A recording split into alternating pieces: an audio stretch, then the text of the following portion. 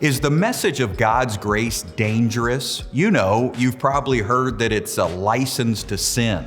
Well, I would ask you, aren't we sinning just fine without a license? Maybe we should give God's grace a try for a change.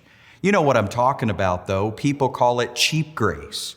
I mean, cheap grace, really? It cost Jesus his life. And for us, it's free. It seems like there's no room for a notion of cheap grace.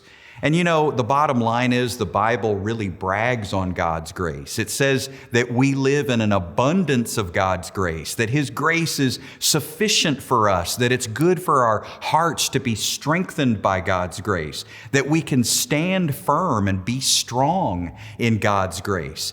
There really is no deeper message than the grace of God. We don't graduate from God's grace to something new and better. It's grace from start to finish. God's grace isn't just the treatment for sin, it's actually the cure. So, is this dangerous grace? Well, I would argue that it's only dangerous for the enemy, because as you get to know the love and grace and forgiveness of God, as you come to know your new identity in Christ, you're going to be more dangerous than ever, victorious in Jesus Christ. And so I'm excited about this series.